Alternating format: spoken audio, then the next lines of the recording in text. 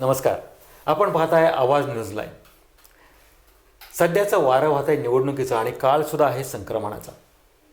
निवडणुका जाहीर झाल्या, पाठोपाठ निवडणुकांची तारीख जाहीर झाली आणि त्याच्याचबरोबर जवळपास सगळ्याच राजकीय पक्षांची लढाई देखील सुरू झाली. अंतर्गत हेवेदावे असोत, गटबाजी असो, पक्षबदलाचा वारा असो, या सगळ्याच गोष्टी जवळपास सगळ्याच पक्षांना अनिवार्यपणे स्वीकाराव्या देखील लागल्या. असं असलं तरीसुद्धा मतदारांच्या मनात नेमकं काय आहे, नेमकं काय हवंय विकास कामांच्या बाबतीत, नेमकं काय वाटतंय पक्ष नेतृत्वाला, पक्षातल्या खंबीर असणाऱ्या उमेदवारांना, जाणून घेणार आहोत यासंबंधी. आज आपल्याबरोबर आहेत राष्ट्रवादीचे माजी आमदार अण्णा बनसोडे. ते निवडणुकीला आपण पुन्हा एकदा सामोरं जातोय. आतापर्यंत राष्ट्रवादीने केलेला विकास, तुम्ही ह्या विकासाला पहिल्यापासून राष्ट्रवादीमध्ये आहात, तुमच्या समोर या सगळ्या गोष्टी घडल्या, त्या जडणघडणीचे तुम्ही एक स्वतः साक्षीदार आहात. तुमचं एवढं अनमोल सहकार्य त्या विकासात आहे, तरीसुद्धा अजून जनतेच्या राहिलेल्या अपेक्षा आणि आत्ता घडत असलेली एकंदर परिस्थिती, माझे आमदार म्हणून तुमच्या मनावरती असलेलं ओझं, नेमकं काय सांगाल या सगळ्याबाबत? खरं बघितलं तर आता पिंपरी चिंचवड महानगरपालिकेच्या 2017ला ज्या सार्वत्रिक निवडणूक होणार आहे, निवडणुकीला सामोरं जाताना पिंपरी चिंचवड महानगरपालिका गेली 15 वर्षापासून आदरणीय अजितदादा पवारांच्या हातात एक हाती सत्ता दिल्या असल्यामुळं मागील वर्षी सेंट्रलला आमचं गव्हर्नमेंट होतं, राज्यात आमचं सरकार होतं. आदरणीय पवारसाहेब असतील, आदरणीय दादा असतील, आदरणीय पवारसाहेबांनी सेंट्रलमधनं दिलेला भरघोस निधी, राज्यातनं मिळालेला अजितदादा पवारांच्या मार्फत निधी, ह्या निधीच्या जोरावर खरं तर पिंपरी चिंचवड महानगरपालिकेचा विकास झालेला आहे. आम्ही बघतोय गेली 15-20 वर्षापासून, आता मी या ठिकाणी मला राहत असताना 40-50 वर्ष झालेली. पिंपरी चिंचवड 15 वर्षापूर्वीचं पिंपरी चिंचवड बघा आणि तुम्ही आत्ताचं पिंपरी चिंचवड बघा. महाराष्ट्रातल्या इतर महानगरपालिका पण आहेत की ज्यांच्या हातात वेगवेगळ्या पक्षाची सत्ता असेल, त्या लोकांनी केलेला विकास आणि आदरणीय दादांनी केलेला विकास याची तफावत आहे. तुम्ही जर बघितलं तर आता एक साधं तुम्हाला मी उदाहरण देतो, छोटंसं उदाहरण देतो की विकास कसा झाला आणि विकास कशा पद्धतीने झाला. वाकड, गुरवपिंपळे, काटेपिंपळे या ठिकाणी मोठमोठ्या इमारती झालेल्या आहेत. त्या ठिकाणी एक उदाहरण देतो तुम्हाला, एखादी धुण्या भांड्यावाली बाई काम करते एका घरामध्ये, तर त्या बाईला कमीत कमी एका घराचा पगार भेटतो 7,000 रुपये महिन्याला. अशी ती 4-5 ठिकाणी काम करते.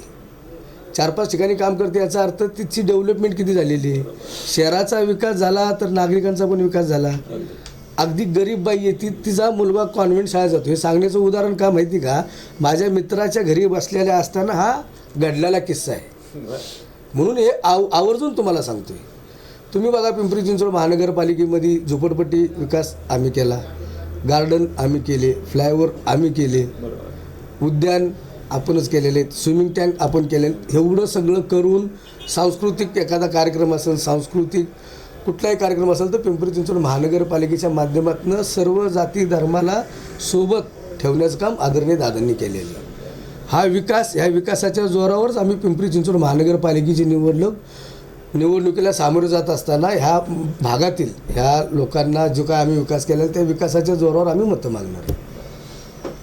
आत्ता म्हणजे एक माजी आमदार म्हणून किंवा या विकासाचा साक्षीदार असल्यामुळे तुम्ही स्वतः राष्ट्रवादीने विकास केला ह्यात कोणाची दुमत नाही. पिंपरी चिंचवडचा विकास हा जगाच्या पाठीवर तेवढ्याच प्राबल्यतेनं समोर आला आहे. पण तरीसुद्धा आत्ता जे काही पक्ष बदलाचं वार आहे किंवा राष्ट्रवादीला खिंडार पडल्याचा मानला जाते, जगताप साहेब असतील, लांडगे साहेब असतील, पाठोपाठ आजमबाईंची घटना आहे, या सगळ्या घटनातून आता लोकांची दोलायमान स्थिती आहे मतदारांची की आता नेमकं काय करायचं. म्हणजे मतदाराची नाही, तुम्ही काय, मतदाराची दोलायमान स्थिती नाही आहे. ह्या नेत्या लोकांची, जे कॉर्पोरेटर असतील, जे नेते असतील, त्यांची मनस्थिती तशी. मतदारांनी ठरवलेले, मतदाराला आम्ही सांगणार आहे, समजा की त्यांना चांगलं माहिती कुणी विकास केलेला आहे आणि कुणी नाही केलेला आहे. आणि जे पण तुम्ही आता म्हणता एवढी पडझड राष्ट्रवादीची झाली बिली, त्यामध्ये नेते लोक आहेत. पब्लिक आणि सर्वसामान्य नागरिकाचा याचा काही संबंध नाही. कालच एका चर्चेमध्ये असा मुद्दा समोर आला होता की ही सगळी परिस्थिती अजितदादा असतील, शरदराव असतील, यांना या चिंता भेडसावत नसतील असं नाही, पण ह्या गोष्टी तळागाळातल्या नेत्यांपर्यंत, कार्यकर्त्यांपर्यंत पोहोचतात का? काय परिस्थिती आहे? पोचतात ना, सगळ्यांना माहिती ना. आदरणीय दादा 25-1 वर्ष राजकारणात आहे, 25-30 वर्ष. पवारसाहेब आहेत 50-60 वर्ष राजकारणात. दादा जेव्हा जेव्हा इथे राहतात तेव्हा सामान्य कार्यकर्त्यांच्या समोर ते बोलतात, चर्चा करतातच. या सगळ्या पार्श्वभूमीवर आज तुमच्याकडे बघण्याचा दृष्टिकोन लोकांचा थोडासा अजून वाढलेला आहे. मग तुमच्या कार्यकर्त्यांचा असेल, मतदारांचा असेल, की आज अण्णा बनसोडे ही व्यक्ती आज राष्ट्रवादीमध्ये एवढे आज खंबीर आहे की काही जरी घडलं तरी सुद्धा हा माणूस खंबीर आहे. हे खंबीरपणाची आता जबाबदारी बघा, आमची पवार साहेबावरती निष्ठा आहे, अजित पवारवरती निष्ठा आहे. निष्ठा असल्यामुळे आम्हाला इकडे तिकडे जायची गरज नाही पडत, मला तरी वाटतं. म्हणजे माझं वैयक्तिक बोलतोय. त्याच मुद्द्यावर होते की ह्या निष्ठेनं ह्या जबाबदारी लोक तुमच्याकडे पाहतायत. नेमकी तुमच्या मनाची अवस्था काय? माझ्या मनाची अवस्था काय नाही. माझ्या मनाची अवस्था झाली तुम्ही चलबिचल झालो असतो. पेपरला काल परवा पण काही बातम्या येतात. हां, तर त्याच्याशी नाही मी एकनिष्ठ आहे. एक लक्षात ठेवा की पिंपरी विधानसभा किंवा पूर्ण महाराष्ट्राची विधानसभाची निवडणूक ज्या टायमाला होती त्या टायमाला लक्ष्मण जगताप पण BJPतच गेले होते ना. वास्तविक बघितलं तर मग त्या टायमाला मी जायला पाहिलं होतं. तर आदरणीय पवार साहेब असतील, आदरणीय दादा असतील, त्यांच्या पाठीशी किंवा त्यांच्यासोबत राहणं माझं कर्तव्य आहे. त्यांनी ठेवलेला विश्वास तुम्ही सार्थक करून दाखवला. त्यामुळे जनतेच्या अपेक्षा तुमच्याकडून ज्या वाढलेल्या आहेत. आता आज तुम्हाला काय वाटतं की महापालिका निवडणुकीला सामोरं जाताना हा जो काही विकास आजपर्यंत आपण केला तरी सुद्धा जनतेच्या काही अपेक्षा आहेत, नेमकं काय घडतंय? बघा, आता एक सांगतो तुम्हाला, महानगरपालिकेने सतत 15 वर्ष विकास केलेले. आम्ही काम करत असताना आदरणीय दादाचं एवढं बारकाईने लक्ष असतं, कुठलं काम कशा पद्धतीने होतं, त्याची क्वालिटी कशी असते, हे सगळं बघून करतात ते काम. त्यांची दूरदृष्टी ही ह्या शहरावरती आहे. तुम्ही सांगा, महाराष्ट्रातला कुठला लीडर एखाद्या भागामध्ये सकाळी 7ला अजित पवार व्हिजिट करतो?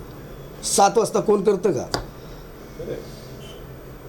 BJPचं सरकार आहे, BJPचे मुख्यमंत्री, BJPचा एक तरी नेता पिंपरी चिंचवड महानगरपालिकेमध्ये आला का? आता भाषणं द्यायला सगळी येतील, त्यांना काय माहिती इथलं त्यांनी सांगा. BJPच्या एकाही लीडरला सांगा की त्यांना, लीडरला म्हणतो आम्ही, स्थानिक आमदार लोकांना म्हणत नाही, ते तर आता त्यांना माहिती असतं.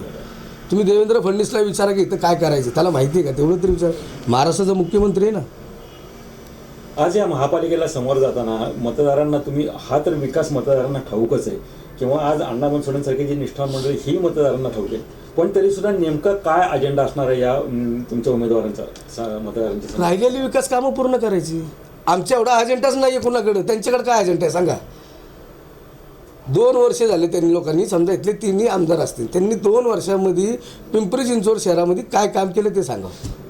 फक्त एकच त्यांचं काम आहे, माहिती ना तुम्हाला, भ्रष्टाचार. सिद्ध तर काय झालेलं नाही. आता किती दिवस चालणार भ्रष्टाचार? 6 महिने झाले तेच बोलतात. हे आरोप प्रत्यारोप चालू 6 महिने झाले. आता तुम्ही एक काम करा ना, सगळं संपला ना विषय.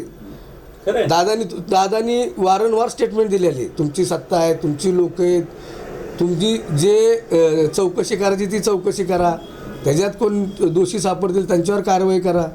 आता ते झाल्यानंतर परत तेच गिरवण्यात काय अर्थ आहे? बरोबर आहे. तो दादांचा तुम्ही विकास कामं काय केली ते सांगा. आम्ही विकास कामं काय केली ते सांगतोय ना. भ्रष्टाचाराच्या आरोपांचं जे काय झालं, मग दादांवरचे असतील, दत्तारांचे असतील, जे काय आहे, ह्या सगळ्या गोष्टींवरती आता एवढं पाणी पडून गेले तरी सुद्धा हा विषय पुन्हा त्यांच्याकडून नवीन काढला तर ही निवडणुकीची रणनीती असू शकते, मानलं समजा, तरी सुद्धा आज विकास कामांचा खंदा मुद्दा तुमच्या हातात आहे. या पार्श्वभूमीवर तुम्ही सगळेजण निवडणुकीला सामोरं जाताना आजही काही मतदारांच्या मनातला संभ्रम नाही असं तुम्ही जरी म्हणालात तरी सुद्धा आता व्यक्तीने आहे का पक्षीने आहे, मतदाराचं काय परिस्थिती आहे नेमकी? बघा, पिंपरी चिंचवड महानगरपालिकेची निवडणूक होत असताना ज्या पक्षाचा जो उमेदवार असतो त्या पक्षाने केलेली विकास कामं प्लस तो जो उमेदवार असतो ना त्याचं चारित्र्य, त्याच्या स्वतःच्या इमेजवरती ही महानगरपालिकेची निवडणूक असते. विकास कामं पक्षाची येणारच ना, आणि त्या उमेदवाराचं चारित्र्य असणार, तो त्या भागामध्ये, त्या मतदारसंघामध्ये, त्या वार्डामध्ये त्याचं तेवढं प्राबल्य असणार आहे. हे सर्व बघूनच नागरिक किंवा मतदार त्याला निवडून देत असतो. एक शेवटचा प्रश्न जाता आता की एकूणच पिंपरी चिंचवड महापालिकेचं अस्तित्व, जी जगातली श्रीमंत महापालिका म्हणली याची, मध्यंतरी काही गदारोळ असं झालं की महापालिकेचं दिवाळा निघालं, अमुक झालं, मग राष्ट्रवादी सत्ता होती, मग राष्ट्रवादीला वगैरे, या सगळ्या पार्श्वभूमीवर हे सगळे धूळ खाली बसलेले असताना सुद्धा आज निवडणुकीत ते मुद्दे पुन्हा उकरून काढले जात आहेत. कुठले मुद्दे? हेच की राष्ट्रवादीने दिवाळं काढलं, विकास कामं या नावाखाली काय केलं. आपण पहिल्यांदाच बोलले की आता तुम्ही मला सांगा, समोर आलेला विकास कामं करणार तर खर्च होणारच आहे ना. नक्कीच, मी त्याच मुद्द्यावर होते की विकास निधी तर येणार, तो खर्च होणार, ती विकास कामं समोर आलेली आहेत, जनतेला ठाऊक आहे. ह्या रणनीतीच्या विरोधामध्ये तुमचं खंबीर पाऊल जे, म्हणजे फक्त शेवटचा मुद्दा असा हवा आहे की खंबीर पाऊल जे अण्णा बनसोडे म्हणून असेल, राष्ट्रवादी पक्ष म्हणून असेल, तुमच्या उमेदवारांचं पाठबळ म्हणून असेल, नेमकं काय असेल, एक कॅचलाईन काय असणार आहे तुमची? एक लक्षात ठेवा, आता आम्ही 3 मतदारसंघ, पिंपरी चिंचवड भोसरी, मी माझ्या पिंपरी मतदारसंघापुरतं बोलतो. पिंपरी मतदारसंघामध्ये आता आम्ही 4-5 जण बाबा मेन लोक आहेत. समजा संजोग वगैरे असेल, मंगला कदम असेल, योगेश भल असेल, मी असेल, आम्ही असे 7-8 जण बसणार आहे. 7-8 जण बसून ही स्ट्रॅटेजी ठरवणार आहे आम्ही की कशा पद्धतीने पिंपरी मतदारसंघामधील जास्तीत जास्त सीटं आणण्याचा आम्ही प्रयत्न करणार. एकूणच या निवडणुकीच्या रणधुमाळीला सामोरं जाताना काय आहे माजी आमदार म्हणून सुद्धा किंवा या पक्षाचं खंबीर एक कार्यकर्ता म्हणून म्हणा किंवा स्थानिक नेतृत्व म्हणून म्हणा, नेमकी काय परिस्थिती आहे अण्णांसारख्या व्यक्तीच्या मनाची सुद्धा हेही आपल्यासमोर आलं आहे. वेगवेगळ्या पक्षाच्या अशा स्थानिक नेतृत्वांना, कार्यकर्त्यांना आणि अगदी वेळ पडली तर पक्षश्रेष्ठींना सुद्धा या कार्यक्रमातून आम्ही थेट आणणार आहोत आपल्या भेटीस. पाहायला विसरू नका आवाज न्यूज लाईन. तोपर्यंत नमस्कार. वंदे मातरम.